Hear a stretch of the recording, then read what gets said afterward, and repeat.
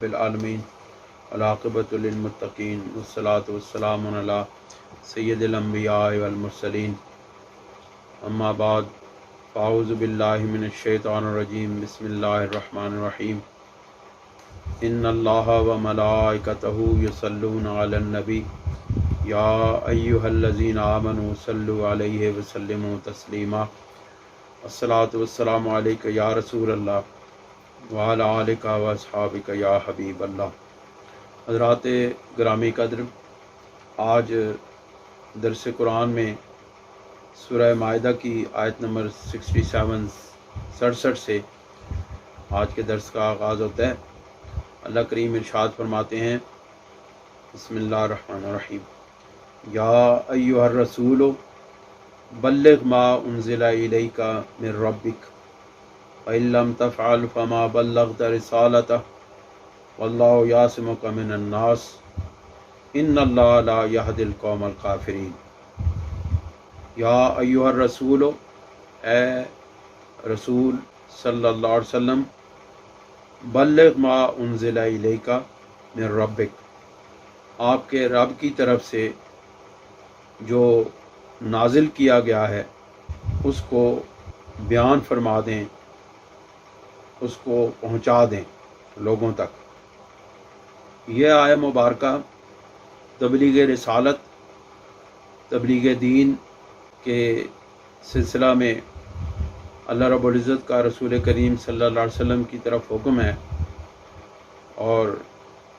اس آیہ مبارکہ میں اللہ تعالیٰ نے اپنے پیارے محبوب صلی اللہ علیہ وسلم کو احکامات لوگوں تک پہنچا دینے کی تلقین فرمائی ہے۔ حالانکہ اگر آپ غور و فکر فرمائیں تو انبیاء علیہ السلام کی جو بنیادی ذمہ داری ہے وہ ہے یہی کہ اللہ تعالیٰ کا پیغام عوام الناس تک پہنچا دیا جائے اور ان کو اللہ کی طرف دعوت دی جائے، توحید اور رسالت اور ارکان اسلام کی طرف ان کو بلایا جائے اور شریعت کے احکامات ان پر کھول کر اور واضح طور پر بیان کیے جائیں۔ یہاں پر اللہ تعالیٰ بالخصوص یہ حکم اس لیے عطا فرما رہے ہیں تاکہ حضور علیہ الصلوۃ والسلام کے وسیلہ جلیلہ سے جو ذمہ داری آپ کی امت پر آپ کے توسط سے عائد کی جا رہی ہے، یعنی کہ تبلیغ رسالت، تبلیغ دین کا کام حضور علیہ الصلوۃ والسلام کی ختم نبوت کے بعد چونکہ کسی نبی نے آنا نہیں ہے، لہٰذا تبلیغ دین کی تمام تر ذمہ داری حضور علیہ الصلوۃ والسلام کی امت پر بالعموم اور علماء اور مشائخ پر بالخصوص عائد ہوتی ہے، اور حضور علیہ الصلوۃ والسلام کے وارث جو ہیں، علمی اور روحانی وارث، وہ علماء اور مشائخ ہی ہیں جو حضور علیہ الصلوۃ والسلام سے شریعت کے احکامات اخذ کرتے ہیں اور عوام الناس تک پہنچاتے ہیں۔ حضرت عائشہ صدیقہ رضی اللہ تعالی عنہا کا ارشاد مبارک ہے کہ آپ نے فرمایا کہ جو شخص تم سے کہے کہ حضور صلی اللہ علیہ وسلم نے اللہ تعالیٰ کے نازل کردہ کلام میں سے کوئی حصہ چھپا لیا تو وہ جھوٹا ہے، کیونکہ اللہ تعالیٰ نے خود فرمایا ہے، یا ایھا الرسول بلغ ما انزل الیک من ربک۔ اس سے ثابت ہوا کہ رسول اللہ صلی اللہ علیہ وسلم پر جو بھی اللہ تعالیٰ کی طرف سے پیغام آیا، حضور سرور دو عالم صلی اللہ علیہ وسلم نے اس کو من و عن اہل ایمان کی طرف پہنچا دیا۔ بالخصوص احکامات شریعت وہ عوام تک، لوگوں تک، اہل ایمان تک اور دوسرے اہل کتاب تک اور انسانوں تک وہ احکامات اللہ تعالیٰ کے کھول کر بیان کیے اور پہنچا دیے۔ اگر کوئی شخص یہ سمجھتا ہے کہ نبی کریم علیہ الصلوۃ والسلام بعض احکامات کو یا بعض ایسے معاملات کو جو اللہ تعالیٰ کی طرف سے نازل کیے گئے ان کو بیان فرمایا اور بعض کو چھپا لیا، تو وہ شخص جھوٹ بولتا ہے اور حضور سرور دو عالم صلی اللہ علیہ وسلم پر بہت بڑا الزام عائد کرتا ہے، جو کہ شان نبوت کے بالکل خلاف بات ہے، اور ایسا کرنے والا شخص دین اسلام سے خارج ہو جاتا ہے۔ یہاں پر ایک اور بات بھی عرض کرتا چلوں کہ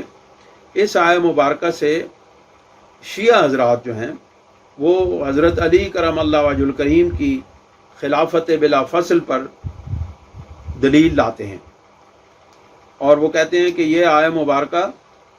حضور سرور دو عالم صلی اللہ علیہ وسلم پر حضرت علی کرم اللہ وجہ الکریم کی خلافت کے متعلق نازل ہوئی۔ اور ان کا ایک بہت بڑا عالم دین ہے جعفر طوسی، وہ اپنی کتاب تبیان میں یہ بات لکھتا ہے کہ اس کا مفہوم میں عرض کیا جاتا ہوں کہ اس نے کہا کہ ابو جعفر اور ابو عبداللہ علیہ السلام نے یہ فرمایا ہے کہ جب اللہ تعالیٰ نے نبی کریم علیہ السلام پر وحی کی کہ آپ حضرت علی رضی اللہ تعالیٰ عنہ کو اپنا خلیفہ بنائیں، تو نبی کریم صلی اللہ علیہ وسلم کو خوف ہوا کہ یہ معاملہ آپ کے اصحاب کی جماعت پر دشوار ہوگا۔ تب اللہ تعالیٰ نے نبی علیہ السلام کی ہمت بڑھانے کے لیے یہ آیت نازل فرمائی تاکہ آپ اللہ تعالیٰ کے حکم پر عمل کریں۔ یہ جعفر طوسی ان کا بہت بڑا عالم دین ہے، اور اس کے علاوہ بھی بہت سارے لوگوں نے اس پر بحث کی ہے، اور ابن عساکر نے بھی اس کو اور حاکم نے بھی اس کو اپنی کتاب میں لکھا ہے، اور علماء جانتے ہیں کہ ابن عساکر کی جو کتاب ہے یا حاکم کی کتاب ہے وہ موضوعات سے اور ضعفات سے بھری پڑی ہے۔ تو ہمارے علماء کرام نے اس حدیث پر یا اس عبارت پر یا جو حدیث ابن عساکر نے لکھی ہے اس کے اوپر کافی بحث کی ہے، اور اس کے اوپر کافی جو ہے تنقید کی ہے۔ تنقید کا مطلب یہ نہیں ہے کہ وہ اس کی کوئی عیب ڈھونڈے ہیں، بلکہ وہ اس پر علمی نکات قائم کیے ہیں۔ اور وہ جعفر طوسی اس کے اوپر یہ دلیل لے کر آتا ہے کہ حضور علیہ السلام نے اس آیت کے نازل ہونے کے بعد غدیر خم کے مقام پر صحابہ کرام سے یہ گفتگو فرماتے ہوئے ارشاد فرمایا کہ من کنت مولا فہذا علی مولا۔ اس کو بے شمار کتب حدیث میں اس حدیث پاک کو نقل کیا گیا ہے، اور یہ بڑی مشہور حدیث پاک ہے، اور علماء اہل سنت اور تشیع سب اس کو بیان کرتے ہیں، اور سب اس کو فضائل علی کرم اللہ وجہ الکریم میں شمار کرتے ہیں، اور اس سے حضرت علی علیہ السلام کے مقام اور مرتبے اور آپ کے بلند درجات پر دلیل لے کر آتے ہیں۔ یہ ہم اہل سنت و جماعت کا بھی اس حدیث پر یقین ہے، اور یہ اس حدیث پر ایمان ہے، اور اس حدیث کے مطابق ہم بھی حضرت علی کرم اللہ وجہ الکریم کے بلند درجات کو تسلیم کرتے ہیں۔ اب مسئلہ یہ ہے کہ شیعہ حضرات جو ہیں وہ اس سے جو دلیل لے کر آتے ہیں کہ حضور علیہ السلام نے اس آیت کے تحت کہ بلغ ما انزل الیک من ربک، کہ آپ پہنچا دیں اور آپ کھول کر بیان کر دیں کہ وہ بات کہ جو اللہ رب العزت کی طرف سے آپ کو حکم ہوا ہے۔ وہ کہتے ہیں کہ یہ حکم تھا حضرت علی رضی اللہ تعالیٰ عنہ کی خلافت کے متعلق، اور حضور سرور دو عالم صلی اللہ علیہ وسلم نے چونکہ یہ اس کو محسوس کیا کہ صحابہ کرام رضوان اللہ تعالیٰ علیہم اجمعین اس بات کو محسوس کریں گے بقول شیعہ کے، کہ اس بات کو دشوار محسوس کریں گے اور وہ اس بات کو نہیں مانیں گے، تو آپ نے اس میں نعوذ باللہ من ذالک ہچکچاہٹ کا مظاہرہ کیا، اور یہ شان نبوت کے خلاف بات ہے۔ یہ طعن ہے رسول اللہ صلی اللہ علیہ وسلم پر کہ نبی کریم صلی اللہ علیہ وسلم تو دنیا کی کسی طاقت سے خوف زدہ نہیں ہوتے۔ دنیا آپ کے غلاموں کی بھی شان ہے کہ آپ کے غلام بھی کسی دنیا کی طاقت سے خوف زدہ ہوئے بغیر اللہ رب العزت کا کلام، اللہ رب العزت کا پیغام اور اللہ رب العزت کی کتاب کے احکامات کو واضح طور پر بیان کر دیتے ہیں، اگرچہ اس میں ان کی جان چلی جائے، لیکن وہ اس حکم سے اللہ تعالیٰ کے اس پیغام کو پہنچانے سے باز نہیں آتے۔ تو یہ جائے کہ یہ آپ کے غلاموں کی یہ شان ہے، تو رسول اللہ صلی اللہ علیہ وسلم پھر کسی سے ڈر جائے، یہ ناممکن بات ہے۔ لیکن بالواسطہ طور پر اہل تشیع حضرت رسالت مآب صلی اللہ علیہ وسلم پر یہ الزام عائد کرتے ہیں کہ حضور علیہ الصلوۃ والسلام اس خوف میں مبتلا تھے کہ اگر میں نے حضرت علی کرم اللہ وجہ الکریم کی بلا فصل خلافت کا اعلان کر دیا تو صحابہ کرام رضوان اللہ تعالیٰ علیہم اجمعین نعوذ باللہ باغی ہو جائیں گے اور وہ آپ کی بات تسلیم نہیں کریں گے. حالانکہ یہ شان صحابہ کی بھی خلاف ہے. حضور نبی کریم صلی اللہ علیہ وسلم کے صحابہ کرام تو اپنی جانیں قربان کرتے تھے. وہ کیسے ممکن ہے کہ حضور علیہ الصلوۃ والسلام رسول اللہ صلی اللہ علیہ وسلم کوئی بات کہیں اور وہ آپ کے اس بات پر دل کے اندر تنگی بھی محسوس کریں؟ وہ اس شان والے لوگ تھے کہ وہ اپنے دل کے اندر تنگی بھی رسول اللہ صلی اللہ علیہ وسلم کی کلام پر اور آپ کے حکم پر تنگی بھی محسوس نہیں کیا کرتے. تو شیعہ کے اس حکم کے تحت حضور علیہ الصلوۃ والسلام نے غدیر خم کے مقام پر حجۃ الوداع کے واپس ہونے پر یہ حکم ارشاد فرمایا. حالانکہ تمام مفسرین کرام اس بات پر متفق ہیں کہ یہ آیہ مبارکہ جو ہے وہ جنگ احزاب کے موقع کے اوپر نازل ہوئی، اور جو حجۃ الوداع کے اوپر آخری آیت جو وہ نازل ہوئی تھی وہ تھی الیوم اکملت لکم دینکم واتممت علیکم نعمتی وردیت لکم الاسلام دینا. یہ آیہ مبارکہ حجۃ الوداع کے موقع پر اور نازل ہوئی تھی. تو شیعہ کہتے ہیں کہ نہیں، یہ حدیث جو ہے یہ نازل ہوئی تھی حجۃ الوداع کے موقع پر، جبکہ جو اس آیہ مبارکہ کے سیاق و سباق پر کا اگر مطالعہ کریں تو اس بات پر واضح طور پر اس بات کی نشانی ہے، جو انشاءاللہ میں آپ کو آگے بتاؤں گا، کہ واضح طور پر نشانی ہے کہ رسول اللہ صلی اللہ علیہ وسلم پر یہ آیہ مبارکہ حجۃ الوداع کے موقع کے اوپر نازل نہیں ہوئی بلکہ جنگ احزاب کے موقع کے اوپر نازل ہوئی. دوسری بات جو ہے وہ یہ ہے اس کے اوپر کہ من کنت مولا فہذا علی مولا کی حدیث پر اگر غور و فکر کیا جائے کہ رسول کریم صلی اللہ علیہ وسلم نے حضرت علی کرم اللہ وجہ الکریم کی خلافت کا اعلان کیا، تو مولا کے لفظ سے علماء بیٹھے ہیں یہاں پر، مولا کا جو لفظ ہے وہ خلیفہ پر صادق ہی نہیں آتا. مولا کا جو لفظ ہے اس کے عربی لغت کے اندر جو بڑی مستند کتابیں ہیں ان کے اندر مولا کا جو لفظ ہے یہ کسی بھی صورت میں اس کے معنی خلیفہ کے نہیں آئے ہیں. میں آپ کے سامنے تاج العروض کے جو عربی لغت ہے اس کے 17 معنی آپ کے سامنے عرض کرتا ہوں جو انہوں نے مولا کے لفظ مولا کے بیان کیے ہیں. نمبر 1 ہے محب. مولا کا معنی ہے محب، محبت کرنے والا. دوسرا معنی ہے صدیق، دوست. تیسرا معنی ہے نصیر، مدد کرنے والا. چوتھا معنی ہے سلطان، حاکم. پانچواں معنی ہے مالک، ملکیت رکھنے والا. چھٹا معنی ہے عبد، عبد کا معنی ہے غلام. ساتواں معنی ہے آزاد کرنے والا. آٹھواں معنی ہے آزاد کیا ہوا. نواں معنی ہے قریب یعنی قرب کا درجہ رکھنے والا. 10واں معنی ہے مہمان. 11واں معنی ہے شریک. 12واں معنی ہے عصبہ، رشتہ دار. 13واں معنی ہے رب، پرورش کرنے والا. 14واں معنی ہے منعم، انعام کرنے والا. 15واں معنی ہے تابع، اتباع کرنے والا. 16واں معنی ہے سسرالی رشتہ دار. 17واں معنی ہے بھانجا. آپ دیکھیں ان 17 معنوں کے اندر کسی بھی جگہ پر مولا کو خلافت کے معنی میں نہیں لیا گیا. اور اگر اتنے مبہم الفاظ سے حضور علیہ الصلوۃ والسلام نے حضرت علی کرم اللہ وجہ الکریم کی خلافت کا اعلان کرنا تھا تو پھر یا ایھا الرسول بلغ ما انزل الیک من ربک کا معنی پورا نہیں اترتے، کیونکہ بلغ کا معنی ہے کھول کر واضح طور پر بیان کر دینا، اور نبی کریم علیہ الصلوۃ والسلام پھر کسی سے خوف بھی نہیں کھاتے تھے اور یہ آپ کی شان کے بھی خلاف تھا. تو یہ مبہم معنی جو مولا کا ہے، جو زیادہ تر جو مددگار اور جو محبت کرنے والے کے معنی میں استعمال ہوتا ہے، اس معنی کو بیان کرنے کی کیا ضرورت تھی؟ اگر یہ معنی مولا کا معنی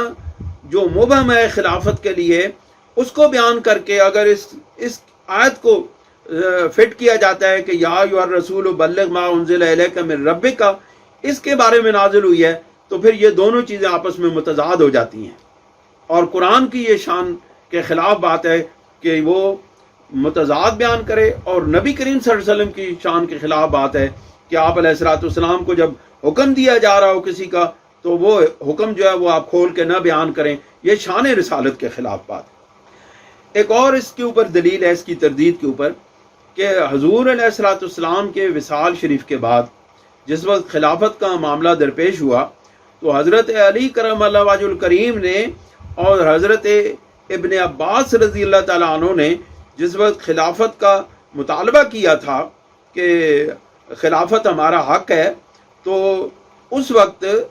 حضرت علی کرم اللہ وجہ الکریم نے اور حضرت ابن عباس نے دونوں نے خلافت کا دعویٰ کیا تھا۔ یہ یاد رکھیں، صرف حضرت علی کرم اللہ وجہ الکریم نے نہیں کیا تھا بلکہ دونوں نے کیا تھا۔ اور علامہ جلال الدین، بڑی عجیب بات ہے، جن کو یہ لوگ گالیاں دیتے ہیں، انہیں کی تحریک پر حضرت علی کرم اللہ وجہ الکریم نے یہ مطالبہ کیا تھا۔ یہ لوگ آپ کو، علماء کرام کو یہ باتیں بتانی چاہیے۔ حضرت علامہ جلال الدین سیوطی رحمۃ اللہ علیہ نے تاریخ الخلفاء میں اس بات کو لکھا ہے کہ جس وقت سقیفہ بنی ساعدہ میں حضرت سیدنا صدیق اکبر رضی اللہ تعالیٰ عنہ کی خلافت پر بیعت ہو رہی تھی،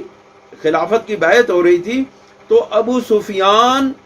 جناب ابو سفیان حضرت علی کرم اللہ وجہ الکریم کے پاس آئے اور انہوں نے کہا کہ علی،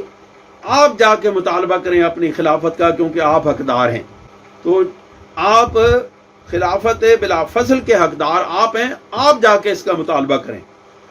تو یہ لوگ آپ کو یہ بات نہیں بتاتے ہیں۔ میرا خیال ہے کہ شاید آپ میں سے بہت سارے لوگ یہ پہلی مرتبہ یہ بات سن رہے ہوں گے کہ ابو سفیان وہ پہلا شخص ہے جس نے حضرت علی کرم اللہ وجہ الکریم کی بلا فصل خلافت کے لیے حضرت علی کرم اللہ وجہ الکریم کو وہ نظریہ پیش کیا تھا اور حضرت علی کرم اللہ وجہ الکریم کو اس خلافت کے مطالبے پر اکسایا تھا۔ آج یہی لوگ ابو سفیان رضی اللہ تعالیٰ عنہ کو گالیاں دیتے ہیں، اور ادھر وہی نظریہ جو ابو سفیان نے پیش کیا تھا اس کی اتباع اور پیروی کرتے ہیں۔ عجیب بات ہے۔ تو اس کی تردید آگے ہوتی ہے کہ وَإِن لَّمْ تَفْعَلْ فَمَا بَلَّغْتَ رِسَالَتَهُ، اور اگر آپ نے یہ کام نہ کیا، یعنی پہنچایا نہیں اللہ کے احکامات کو، تو آپ نے رسالت کے اوپر اپنا جو پیغام ہے، جو رسالت ہے، وہ اس کا حق ادا نہیں کیا۔ آپ دیکھیں حضور علیہ الصلوۃ والسلام کی یہ شان کے خلاف بات ہے کہ آپ کو اللہ تعالیٰ کی طرف سے کوئی حکم ملے اور آپ نہ پہنچائیں، لیکن اس کے باوجود تاکیداً اللہ تعالیٰ حضور علیہ الصلوۃ والسلام کو یہ ارشاد فرما رہے ہیں کہ آپ نے اگر یہ کام نہ کیا، شرط یہ ہے کہ اگر آپ نے یہ کام نہ کیا تو آپ نے رسالت کا حق ادا نہ کیا۔ اس کا یہ مطلب ہے کہ یہ شان رسالت کے خلاف ہے کہ آپ کو کوئی حکم ملے اور وہ حکم پورا نہ کریں، کیونکہ اللہ تعالیٰ نے رسالت کا معنی ہی یہ بتایا ہے کہ اس وَإِن لَّمْ تَفْعَلْ فَمَا بَلَّغْتَ رِسَالَتَهُ سے یہ معنی بھی مستفاد ہوتے ہیں کہ رسالت کا معنی ہی یہ ہے کہ اللہ کے حکموں کو عوام تک، انسانوں تک پورے کا پورا پہنچا دیا جائے۔ پھر اللہ کریم ارشاد فرماتے ہیں اس سے اگلے آیت کے اگلے حصے میں کہ وَاللَّهُ يَعْصِمُكَ مِنَ النَّاسِ، اور اللہ رب العزت آپ کو لوگوں سے بچائے گا۔ جب یہ گارنٹی ہے، یہ بھی شیعہ کے اس جو عقیدہ ہے اس کی تردید کرتی ہے۔ وَاللَّهُ يَعْصِمُكَ مِنَ النَّاسِ کی گارنٹی ملنے کے بعد رسول اللہ صلی اللہ علیہ وسلم کو تو پہلے بھی کوئی خوف نہیں تھا، لیکن اس گارنٹی ملنے کے بعد وہ تمام خدشات جو لوگوں کی طرف سے تھے، اگر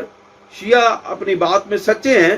تو پھر ان کو یہ ماننا پڑے گا کہ واللہ یعصمک من الناس ان کے قول کی تردید کر رہی ہے، کیونکہ پہلے بھی رسول اللہ صلی اللہ علیہ وسلم کو کسی اللہ رب العزت کے سوا کسی غیر کا خوف نہیں تھا، تو لیکن اس گارنٹی کے بعد کیا اور اللہ رب العزت آپ کو لوگوں کے ظلم و ستم سے، لوگوں کے شر سے، لوگوں کے نقصان سے، لوگوں کے ضرر سے بچائے گا، تو پھر اللہ رب العزت کے محبوب صلی اللہ علیہ وسلم کو اس گارنٹی کے بعد کسی کے خوف میں مبتلا ہونے کی کوئی ضرورت نہ ہے۔ اس لیے شیعہ کا یہ عقیدہ غلط ہے کہ رسول اللہ صلی اللہ علیہ وسلم نے لوگوں کے خوف کی وجہ سے حضرت علی کرم اللہ وجہ الکریم کی خلافت کا اعلان نہیں کیا، اور اس کے اوپر وہ اور بھی بہت سارے دلائل لاتے ہیں۔ ہر ان کے عقیدے کا توڑ ہمارے پاس اور رد ہمارے پاس موجود ہے، اور عقلی دلائل کے ساتھ اور نقلی دلائل کے ساتھ موجود ہے۔ حضرت عائشہ صدیقہ رضی اللہ تعالیٰ عنہ کا بیان ہے کہ رسول اللہ صلی اللہ علیہ وسلم رات کو بیدار رہتے تھے۔ یہ جنگ احزاب کے بعد کے اور اس کے دوران کے زمانے کی بات ہے کہ حضور علیہ الصلوۃ والسلام رات کو بیدار رہتے تھے تاکہ آپ کو کوئی نقصان نہ پہنچا دے۔ ایک رات حضور علیہ الصلوۃ والسلام سونے کا ارادہ فرما رہے تھے تو آپ نے ارشاد فرمایا کہ کاش کوئی ایسا ہوتا کہ جو میری حفاظت پر مامور ہوتا اور میری یعنی کہ رات کو میرا پہرا دیتا۔ تو اسی دوران میں آپ نے یہ گفتگو فرمائی تو تھوڑی دیر کے بعد ہتھیاروں کے کھڑکنے کی، جھنکار کی آواز آئی، تو حضور سرور دو عالم صلی اللہ علیہ وسلم نے ارشاد فرمایا کہ آواز دے کر فرمایا کہ کون ہے؟ تو باہر سے حضرت سعد بن ابی وقاص رضی اللہ تعالیٰ عنہ نے یہ عرض کی، یا رسول اللہ صلی اللہ علیہ وسلم، سعد بن ابی وقاص اور ایک دوسرے صحابی، وہ فرماتے ہیں کہ ہم آپ کی حفاظت کے لیے، آپ کے پہرہ داری کے لیے حاضر ہوئی ہیں۔ تو حضور علیہ الصلوۃ والسلام آپ کے اس عمل پر بہت خوش ہوئے۔ آپ دیکھیں کہ ادھر سرکار نے فرمایا کہ کاش کوئی آج پہرے داری کے لیے آتا، اور ادھر صحابہ کرام کے دل کے اندر یہ بات آئی کہ ہم سرکار کے پہرے داری کے لیے آج رات جا کر کے حاضری دیں اور رات کو پہرا دیں۔ آپ دیکھیں اللہ کے محبوب کے غلاموں کے قلبی کشوف کتنے اعلیٰ درجے پر تھے کہ انہوں نے رسول اللہ صلی اللہ علیہ وسلم نے اپنے حجرہ اقدس میں یہ بات کی، اور انہوں نے اپنے گھروں کے اندر اس بات کو اپنے قلب کے کانوں سے سن لیا، اور وہ ہتھیار بند ہو کے سرکار دو عالم صلی اللہ علیہ وسلم کے دروازے پر حاضر ہو گئے، اور انہوں نے کہا کہ یا رسول اللہ صلی اللہ علیہ وسلم، ہم آپ کے پہرے کے لیے حاضر ہوئے ہیں۔ حضور علیہ الصلوۃ والسلام پھر آرام سے سو گئے یہ بات سننے کے بعد۔ پھر رات کے وقت آپ کا پہرا دیا جانے لگا۔ پھر ایک رات پہرا دیا جا رہا تھا تو یہ آیت مبارکہ اتری، واللہ یعصمک من الناس۔ تو حضور علیہ الصلوۃ والسلام نے آواز دے کے، اور یہ تعداد جو ہے تقریباً 200 افراد تک پہنچ چکی تھی، 200 صحابہ کرام تک پہنچ چکی تھی جو آپ کا رات کو آپ کے حجرہ اقدس کے باہر پہرا دیا کرتے تھے۔ تو جب یہ آیت مبارکہ نازل ہوئی تو حضور سرور دو عالم صلی اللہ علیہ وسلم نے حجرہ اقدس سے باہر پردہ ہٹا کے، باہر اپنے سر اقدس کو باہر نکال کے لوگوں کو ہاتھ کے اشارے سے کہا کہ لوگوں اب اپنے گھروں کو روانہ ہو جاؤ، اب مجھے اللہ رب العزت کی طرف سے میری حفاظت کی گارنٹی مل گئی ہے، اب اپنے گھروں کو چلے جاؤ، اب میری حفاظت کی ضرورت نہیں رہی ہے، اب مجھے کسی کی حفاظت کی ضرورت نہیں ہے، اب آپ لوگوں گھروں کو چلے جائیں۔ آپ دیکھیں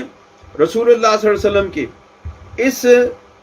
گارنٹی ملنے کے بعد اگر شیعہ یہ کہتے ہیں کہ حضور علیہ الصلوۃ والسلام واضح طور پر آپ کی خلافت کا اعلان اس لیے نہیں کر سکے کہ آپ صحابہ کرام رضوان اللہ تعالیٰ علیہم اجمعین میں سے کسی سے ڈرتے تھے، تو یہ ان کا قرآن مجید پر طعن ہے اور رسول اللہ صلی اللہ علیہ وسلم کی رسالت پر طعن ہے، اور رسالت کی شان کے خلاف بات ہے۔ پتہ نہیں ہمارے لوگ کیوں ان لوگوں کے پیچھے چل پڑتے ہیں اور ان کی باتوں پہ ہاں ہاں کرنے شروع کر دیتے ہیں، کبھی سوچتے نہیں ہیں، کبھی عقل سے کام نہیں لیتے کہ یہ گمراہ لوگ ہیں، ان کے پیچھے چلنا گمراہی کے سوا اور جہنم کے راستے پر چلنے کے سوا اور کچھ نہیں۔ بڑی مشہور بات ہے، یہ تو حضور علیہ الصلوۃ والسلام کے متعلق ہے نا کہ آپ لوگوں سے نہ ڈریں، اللہ رب العزت آپ کی لوگوں سے حفاظت فرمائے گا۔ یہ تو میرے رسول کریم صلی اللہ علیہ وسلم کے غلاموں کی شان ہے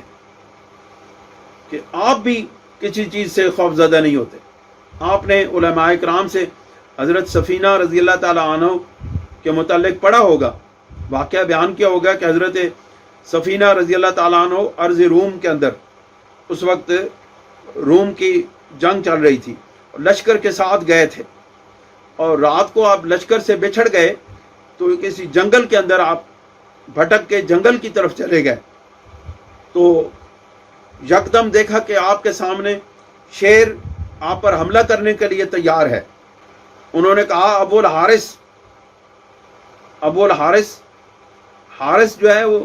اس کو حارث کی لقب سے یاد کیا، اور حارث کا مطلب ہوتا ہے رکھوالی کرنے والا۔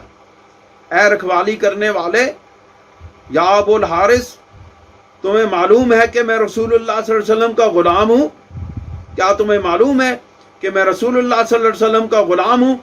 اور تو مجھے کچھ بھی نقصان نہیں پہنچا سکتا؟ یہ بات سنتے ہی کہ یہ رسول اللہ کے غلام ہیں، وہ شیر جو ہے وہ حضرت سفینہ فرماتے ہیں کہ وہ شیر میرے قدموں پر آ کر میرے قدموں پر سجدہ ریز ہو گیا اور میرے ساتھ اپنے جسم کو رگڑنے لگا اور پھر مجھے اشارہ کرنے لگا کہ میرے ساتھ چلیں۔ وہ کہتے ہیں کہ وہ چلتے چلتے چلتے چلتے مجھے لشکر کے ساتھ ملا کے چلا گیا۔ یہ شان ہے رسول اللہ صلی اللہ علیہ وسلم کے غلاموں کی۔ حضرت شیخ سعدی علیہ الرحمہ بوستان میں بہت خوبصورت اشعار لے کر آئے ہیں اسی مضمون کے اوپر، وہ میں آپ کے سامنے پیش کرتا ہوں۔ آپ مجھے امید ہے کہ آپ اس سے بہت لطف اندوز ہوں گے اور پھر آپ اس سے اپنے اندر بھی یقین پیدا کریں گے۔ وہ اشعار اس طرح ہیں، بوستان سعدی میں، حضرت شیخ سعدی کی 2 کتابیں فارسی میں، ایک گلستان ہے اور ایک بوستان ہے۔ یہ اس دونوں کے اندر آپ نے رباعیات کی صورت میں اور سحرفی کی صورت میں اتنے سبق آموز اشعار لکھے ہیں کہ اگر انسان اس کو پڑھ لے تو انسان کی زندگی میں بہت ساری تبدیلیاں واقع ہو جاتی ہیں۔ وہ فرماتے ہیں کہ حضرت سعدی رضی اللہ تعالیٰ عنہ رحمۃ اللہ علیہ فرماتے ہیں کہ میں ایک جنگل میں جا رہا تھا تو مجھے ایک واقعہ پیش آیا۔ آپ فرماتے ہیں یکے دیدم از عرصۂ رودبار، کہ میں رودبار کے جنگل میں گزر رہا تھا تو میں نے ایک شخص کو دیکھا کہ پیش آمدم بر پلنگ سوار، کہ میں نے ایک شخص کو شیر پر سوار ہوتے ہوئے اپنی طرف آتے ہوئے دیکھا۔ میں ایک جنگل سے گزر رہا تھا تو میں نے ایک شخص کو دیکھا کہ جو شیر پر سوار ہو کر کے میری طرف آ رہا تھا۔ چنان ہول ازان حال برمن نشست کہ ترسی دنم پائے رفتن ببست۔ آپ فرماتے ہیں کہ میرے حال پر اس طرح کا ایک خوف طاری ہوا، میرے دل پر، میرے جسم پر ایک ایسا خوف طاری ہوا کہ میں ڈر کی وجہ سے میرے پاؤں زمین کے اندر گڑ گئے اور میں پاؤں اٹھانے کے قابل نہ رہا۔ میں نے جب یہ بات دیکھی، یہ واقعہ دیکھا کہ ایک شیر پر سوار ایک شخص میری طرف آ رہا ہے، تو کہتے ہیں میرے پاؤں زمین میں گڑ گئے، خوف کے مارے میرا جسم کانپنے لگا، لرزاں و ترساں ہونے لگا۔ تو کہتے ہیں تبسم کنان دست بر لب گرفت، کہتے ہیں کہ اس بندے نے تبسم کیا، مسکرایا اور اپنی زبان سے، اپنے ہونٹوں سے یہ الفاظ کہے کہ سعدی مدار آنچ آیت شگفت، کہ اے سعدی، تو جس چیز پر بھروسہ کر رہا ہے اس پر تو خوش ہو جا، تو جس پر بھروسہ ہے تیرا اس پر تو راضی ہو جا، خوش ہو جا۔ تو ہم کردن از حکم داور مپیچ، تو داور حق یعنی اللہ رب العزت کے حکم کو ادا کرنے سے اپنے منہ کو مت موڑ، کہ گردن مپیچد ز حکم تو ہیج۔ جب تو ایسا کر لے گا کہ اللہ رب العزت کے حکم سے اپنا سر نہیں موڑے گا تو کوئی چیز بھی تیرے حکم کے آگے سر نہیں موڑے گی، یعنی تیرے حکم کے تابع ہو جائے گی، تیرا حکم مانے گی۔ محال است چوں دوست دارت ترا، کہ یہ محال بات ہے، یہ ناممکن بات ہے کہ جو ہستی، جو رب ذوالجلال تجھے دوست رکھتا ہے، کہ در دست سے دشمن گزارت ترا، پھر یہ کیسے ممکن ہے کہ وہ تجھے دشمن کے ہاتھوں میں دے دے اور دشمن کے حوالے کر دے؟ کہ جو رب ذوالجلال تجھے دوست رکھتا ہے، پھر یہ بات محال ہے کہ وہ دوست رکھتا ہے تمہیں اور تمہیں دشمنوں کے حوالے کر دے۔ دوستوں اور بزرگوں، اللہ تعالیٰ پھر فرماتے ہیں کہ واللہ یعصمک من الناس ان اللہ لا یہدی القوم الکافرین، اور اللہ رب العزت آپ کو لوگوں سے بچائے گا، اور بے شک اللہ رب العزت کافروں کی قوم کو ہدایت نہیں دیتے۔ یہ بات یاد رکھیں، ہدایت ملتی ہے تو ایمان والوں کو ملتی ہے، ایمان والے ہی ہدایت پر ہوتے ہیں، اور ایمان والے ہی ہدایت کے حقدار ہوتے ہیں۔ اس کا یہ مطلب ہے کہ جب بھی کبھی ایمان والا، حالانکہ وہ ہدایت کے اوپر ہے، لیکن جب کبھی بھی وہ ہدایت کے راستے سے ذرا آگے پیچھے ہوتا ہے تو اللہ رب العزت کی مشیت اور اللہ رب العزت کا حکم اس کے اوپر آ کے اس کو پھر سیدھے راستے پر ڈال دیتا ہے۔ گویا کہ اللہ رب العزت اہل ایمان کو بھٹکنے نہیں دیتے۔ اس سے اگلی آیت میں اللہ کریم ارشاد فرماتے ہیں قل یا اہل الکتاب لستم علی شیء حتی تقیموا التوراۃ والانجیل، اے میرے محبوب صلی اللہ علیہ وسلم آپ فرما دیں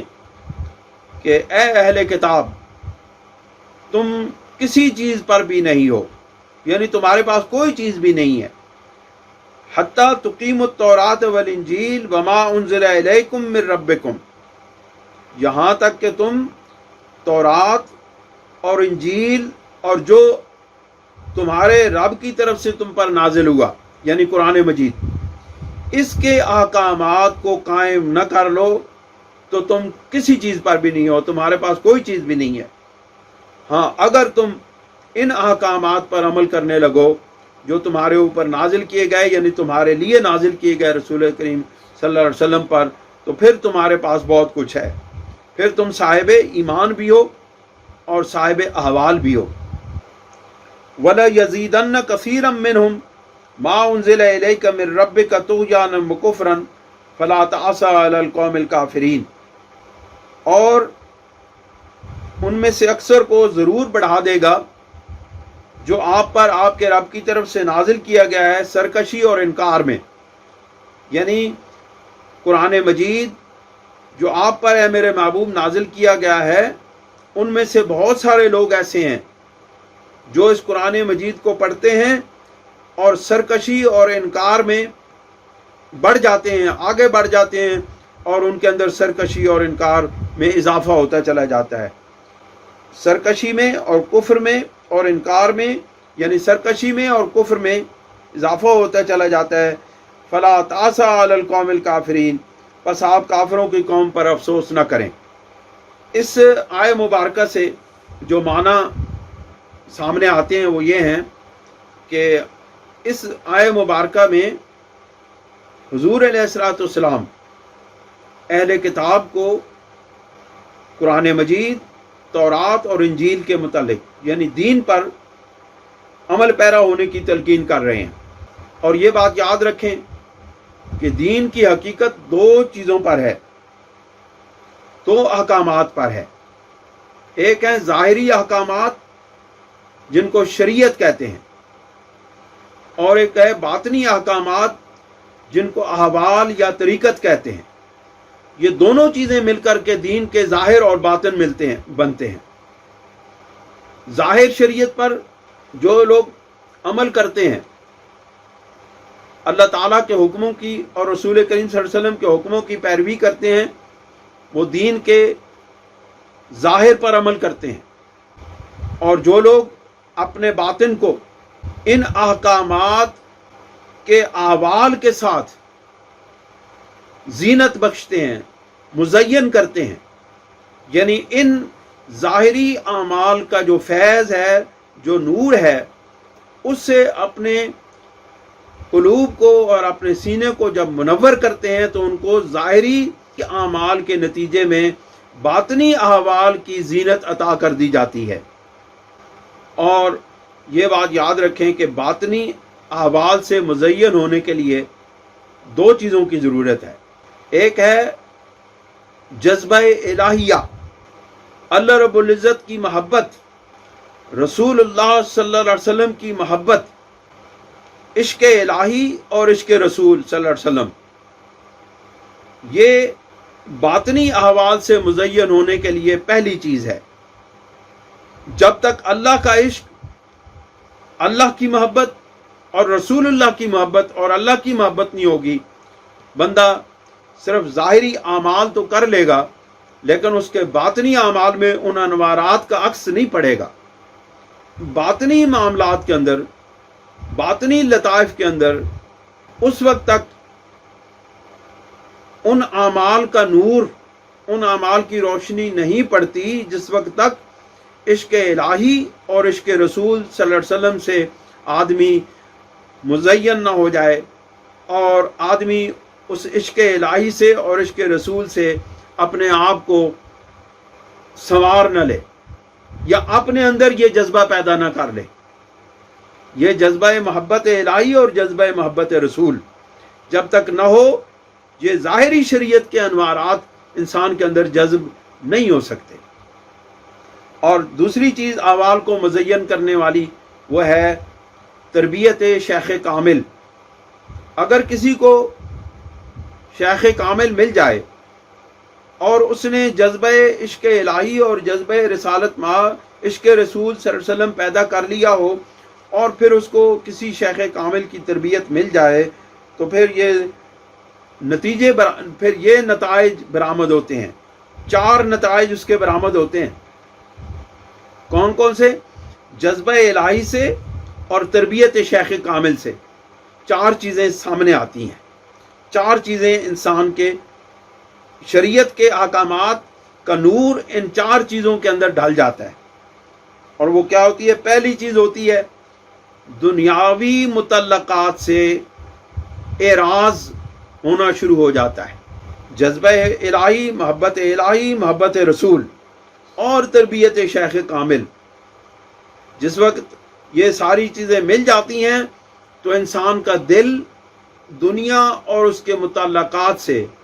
دنیا اور اس کے ساتھ نسبت والی چیزوں سے دل دور ہونا شروع ہو جاتا ہے۔ یا پنجابی جس طرح کہو کہ پھر دنیا تو دل کھٹا پینا شروع ہو جاتا ہے۔ دنیا وچ انسان رہندا تے ہے، دنیا وچ انسان ایک دوسرے دے نال تعلق تے رکھدا ہے، دنیا دے وچ انسان معاملات تے پیش آندے نے اور انہاں معاملات دے نال اپنا وہ نبھا تے کردا ہے، لیکن دل اس دا نہیں اٹکدا انہاں دے نال، یعنی دل تو مرغوب نہیں ہوندا دنیا دے تعلقات۔ دل نو اگر مرغوب ہوندا ہے تے عشق رسول مرغوب ہوندا ہے، دل نو اگر مرغوب ہوندا ہے تے عشق الہی مرغوب ہوندا ہے۔ اور دوسری چیز اللہ رب العزت کی سچی طلب، حق کی سچی طلب پیدا ہو جاتی ہے ان 2 چیزوں کے نتیجے میں، عشق جذبہ محبت و عشق الہی اور جذبہ و محبت و عشق رسول اور تربیت شیخ کامل سے دوسری جو چیز پیدا ہوتی ہے وہ ہوتی ہے اللہ رب العزت کی سچی طلب۔ اب شیخ کامل کا یہ فرض ہے کہ وہ لوگ اپنے مریدوں کے اندر اللہ رب العزت کی سچی طلب پیدا کرے۔ یعنی سچی طلب کا کیا مطلب ہے؟ کہ وہ اللہ رب العزت کو اللہ کی رضا کے لیے چاہیں،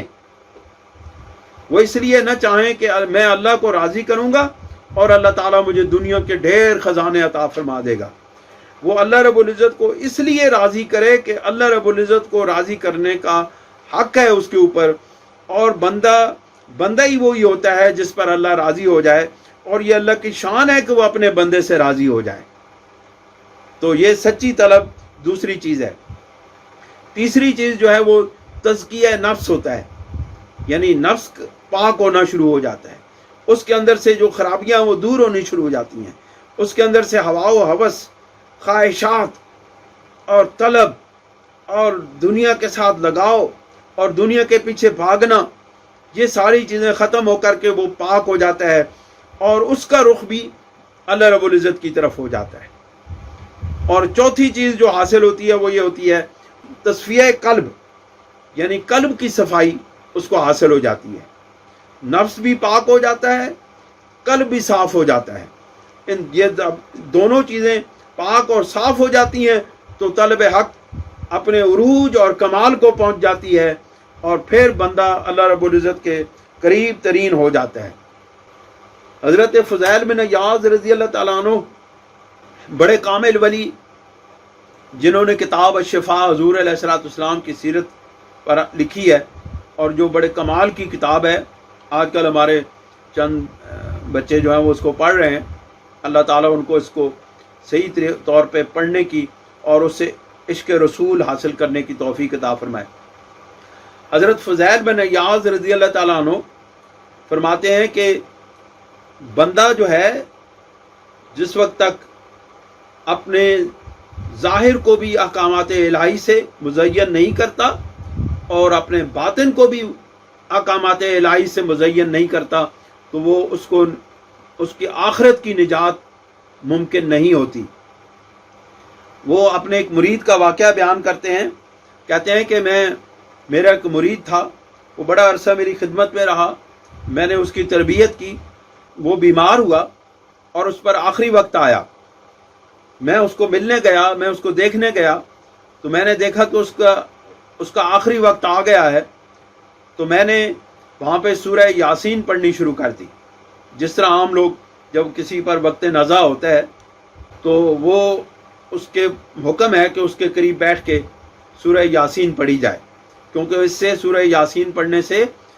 نزا کے عالم میں آسانی ہوتی ہے اور جان آسانی سے نکلتی ہے۔ یہ بزرگوں سے روایات چلی آ رہی ہیں، حدیث سے یہ باتیں ثابت ہیں۔ تو وہ فرمانے لگے کہ میں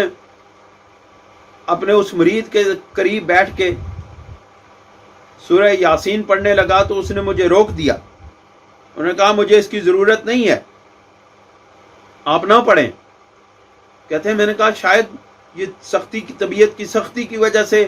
اور یہ جو موت کی سختی ہے اس کی وجہ سے کر رہا ہے، تو میں چلو اس کو مجبور نہیں کرتا۔ تو میں نے لا الہ الا اللہ پڑھنی شروع کر دی، تلقین پڑھنی شروع کر دی، لا الہ الا اللہ کی کلمہ شریف پڑھنا شروع کر دیا کہ تاکہ میرا کلمہ سن کے یہ بھی کلمہ پڑھے اور اس کو کلمہ نصیب ہو جائے۔ تو وہ کہتے ہیں کہ مجھے اس کی میرے سامنے یہ کلمہ نہ پڑھیں، میرا اس پر کوئی ایمان نہیں ہے۔ کہتے ہیں میں حیران ہوا، میں اٹھ کے چلا آیا، بعد میں مجھے پتہ چلا کہ وہ فوت ہو گیا، بہرحال اس کو تدفین ہو گئی، جو کچھ بھی ہوا۔ آپ فرماتے ہیں کہ میں اس کے لیے اس رات بڑا رویا، اللہ رب العزت کی بارگاہ میں نے عرض کی کہ مولا کریم میں نے اس کی تربیت کی، میں نے اس کو تیرے ساتھ ملانے کی کوشش کی، میں نے اس کو شریعت کے احکامات کے مطابق زندگی گزارنے کی تلقین کی، اس کی تربیت کرتا رہا، اس کے تصفیہ باطن اور تزکیہ نفس کرتا رہا، لیکن مولا مجھے اس بات کی سمجھ نہیں آئی کہ یہ آخری وقت پر آ کر کے یہ ایمان سے خالی اس دنیا سے کیوں گیا۔ کہتے میں روتے روتے اس کے لیے دعائیں کرتے کرتے میں سو گیا، تو رات کو خواب میں وہ شخص مجھے ملا، تو میں نے اس سے پوچھا کہ تیرے ساتھ یہ واقعہ کیوں پیش آیا، تو اس دنیا سے ایمان کے بغیر کیوں چلا گیا جبکہ تو میرا مرید بھی تھا اور میں نے تیری تربیت بھی کی تھی۔ اس نے کہا 3 چیزوں کی وجہ سے مجھے ایمان نصیب نہیں ہوا۔ کہتے ہیں 3 چیزوں کی وجہ سے وہ کہنے لگا کہ 3 چیزوں کی وجہ سے مجھے ایمان نصیب نہیں ہوا۔ پہلی چیز، میں چغل خوری کرتا تھا، ادھر کی بات سن کے ادھر بتا دی، ادھر کی بات سن کے ادھر بتا دی، ادھر کی بات سن کے ادھر بتا دی۔ اس کو چغلی کہتے ہیں، چغلی کھانا، یعنی ایسی باتیں لوگوں کی بتا دینا جس سے دوسرے کے دل کے اندر اس کے متعلق نفرت پیدا ہو جائے، یا اخلاص میں کمی آ جائے، یا دل کے اندر اس سے دوری پیدا ہو جائے، نفرت پیدا ہو جائے، بخیلی پیدا ہو جائے، اس کو چغلی کہتے ہیں۔ وہ کہتے ہیں، وہ کہنے لگا کہ میں چغلی کھاتا تھا، چغل خوری کرتا تھا، جس کی وجہ سے مجھے ایمان نصیب نہیں ہوا۔ یہ پہلی وجہ۔ دوسری وجہ یہ تھی کہ میں حسد کیا کرتا تھا، میں لوگوں کی ترقی دیکھتے ہوئے دل کے اندر کڑتا تھا کہ اس کو فلاں چیز مل گئی، اس کو فلاں چیز مل گئی، اس کو فلاں چیز مل گئی، حالانکہ اس کو بھی دینے والا رب ہے۔ چاہیے تو یہ ہے کہ بندہ اپنے رب سے مانگے، یہ نہ کہے کہ اس کو کیوں دیا، یہ کہے کہ مولا مجھ سے خطائیں ہوئیں، میں تیرا گناہگار بندہ ہوں، تو مجھ سے راضی ہو جا اور مجھے بھی وہ عطا فرما جو تو نے اپنے دوسرے بندوں کو عطا کیا ہے۔ یہ تو ہوتا ہے رشک، اور یہ ہوتا ہے کہ اس کو کیوں دیا اور مجھے کیوں نہیں دیا، اور اس کو کس خوبی کی بنیاد پر دیا، اور میری کون سی کمی ہے جس کے اوپر مجھے نہیں دیا۔ یہ بہت سارے لوگ یہ باتیں کرتے ہیں، یہ بہت گناہ کی بات ہے، جرم ہے بہت بڑا۔ ہونا یہ چاہیے کہ یہ کہا جائے کہ یا اللہ تو اس کو اور عطا فرما، یہ تیرا فضل ہے، تو اس کو اور عطا فرما اور میرے اوپر بھی اپنا فضل فرما اور مجھے بھی آسانیاں عطا فرما۔ تو یہ ہو گیا رشک۔ وہ کہنے لگا کہ میں حسد کیا کرتا تھا لوگوں سے۔ اور تیسری بات یہ کہ وہ کہنے لگا کہ مجھے ایک ایسی بیماری لاحق ہو گئی کہ میں نے اس پر صبر نہ کیا، اور میں ایک حکیم کے پاس گیا، اس نے مجھے کہا کہ تو کبھی کبھی شراب پی لیا کر۔ تو کہنے لگا کہ میں نے اس حکیم کے کہنے کے اوپر کبھی کبھی شراب پینی شروع کر دی، جس کی وجہ سے میں اللہ کے نافرمانوں میں گنا جانے لگا، اور پھر مجھے جب میرے موت کا وقت قریب آیا تو اللہ تعالیٰ نے مجھے ایمان نصیب نہ کیا ان اعمال کی خرابی کی وجہ سے۔ تو دوستو، ہمیں بھی اس بات کا خیال رکھنا چاہیے اور ان چیزوں سے پرہیز کرنا چاہیے، کسی کی غیبت نہ کریں۔ ہم بہت سارے لوگ، میرے سمیت ہم بہت سارے لوگ ایسے ہیں جو غیبت کرتے ہیں۔ یہ بہت بڑا گناہ ہے، یہ گناہ کبیرہ ہے۔ ہمیں چاہیے کہ ہم جب بھی کبھی کوئی دوسرے کی بات کرنے لگے، ہم ایک دوسرے کو سمجھائیں کہ دوستو یہ غیبت ہے، ہمیں اللہ رب العزت نے غیبت کرنے سے منع کیا ہے۔